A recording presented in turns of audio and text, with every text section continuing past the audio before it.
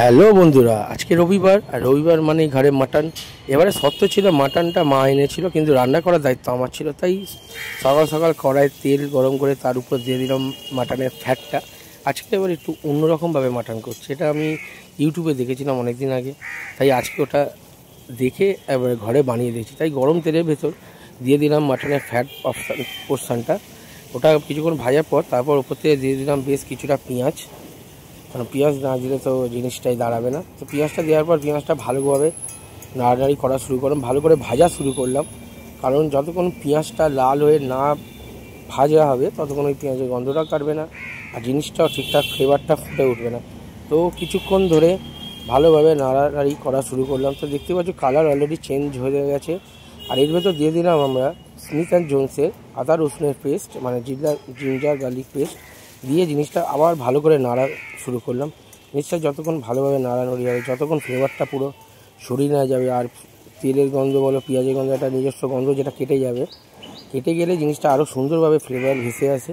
তো এইভাবে প্রায় 2 থেকে 3 মিনিট জিনিসটা নাড়ানোড়ি করলাম, যতক্ষণ না ভালোভাবে আরও তেলটা ছাড়ছে আর কালারটা চেঞ্জ হচ্ছে।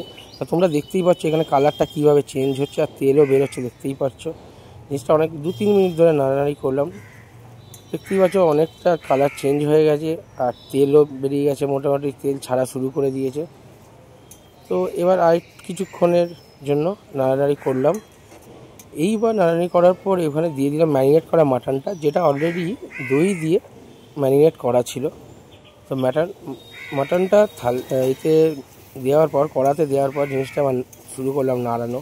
এটাই সবচেয়ে মেন পার্ট ছিল, শক্ত পার্ট ছিল, কারণ এক হাতে মোবাইল এক হাতে খুঁজি। তো মাঝে মাঝে কড়াটা ডিসকো ডান্স দিচ্ছিলো, তাও যেভাবে পেরেছি তোমাদের সামনে তুলে ধরেছি। আচ্ছা, একটা নতুন ধরনের মাটনের রেসিপি করলাম, সেইটা অবশ্যই বলো তোমাদের কেমন লাগছে। ভালো লাগলে ভিডিওটা অবশ্যই লাইক করো, শেয়ার করো, কমেন্ট করো। দেখো ভালো করে মাটনটা দিয়ে এবার কষানো শুরু করলাম, ভালো করে আগে পেঁয়াজের সঙ্গে মেখে নিলাম। তারপর উপর থেকে লঙ্কা গুঁড়ো, হলুদ গুঁড়ো দিলাম, তারপরে দিলাম ধনে গুঁড়ো দিলাম, সব যা যা মশলা লাগে দিলাম। ধনে গুঁড়োটা দিয়ে তার উপর থেকে নুন দিয়ে জিনিসটা ভালো করে আবার নাড়ানাড়ি করা শুরু করলাম, কষানো শুরু করলাম। জিনিসটা জাস্ট যখন কষছে জিনিসটা কত সুন্দর কালার বেরোচ্ছে, শুধু দেখো কত সুন্দর কালারটা বেরোচ্ছে। আমার তো দেখে হেভি লাগছিল, নিজেই বাবা মাঝে মাঝে দিচ্ছিলাম। তো উপর থেকে কিছুটা টমেটো ছিল, টমেটোটা দিয়ে দিলাম। টমেটোটা দিয়ে আবার ভালো করে কিছু নাড়ালাম। সত্যি কথা আমার নিজেরও দেখে ভালো লাগছিলো, একটা সুন্দর অ্যারোমা এত সুন্দর ছাড়ছিল, এত সুন্দর একটা গন্ধ ছাড়ছিল। আর সবচেয়ে বড় কথা চোখে দেখে ভালো লাগছিলো, তৃপ্তি লাগছিলো যে জিনিসটা খুব সুন্দরভাবে হচ্ছে। তো এইভাবে কিছুক্ষণ নাড়িয়ে ওপরে চাপা দিয়ে রেখে দিয়েছিলাম। চাপা দিয়ে তারপর 2-3 মিনিট পর খুলে একবার নাড়াবো বলে দেখলাম। তো দেখো কত সুন্দর লাগছে, পুরো একদম ফাইন লাগছে, কত কষা কষা লাগছে, কত কষা কষা হয়েছে মাটনটা। দেখো এইভাবে ভালো করে আরেকটুখানি কড়াতে হাই ফ্লেম থেকে একটু কমিয়ে লো ফ্লেমে নিয়ে ভালো করে একটু নাড়িয়ে নুড়িয়ে নিলাম। নাড়িয়ে নেওয়ার পর এবার একটুখানি দেখলাম তলাটা লেগে যাচ্ছে, তাই জন্য হালকা করে জল দিলাম। এবার জল দেওয়ার পর জিনিসটা দেখো আরও কত সুন্দর কালারটা খুলে ধরেছে, দেখো কত সুন্দর লাগছে। দেখো মাটন কারিটা কত সুন্দর লাগছে, আমার তো হেভি লেগেছে। লাস্ট পর্যন্ত এইরকম একটা কালার এসে দাঁড়াচ্ছিল।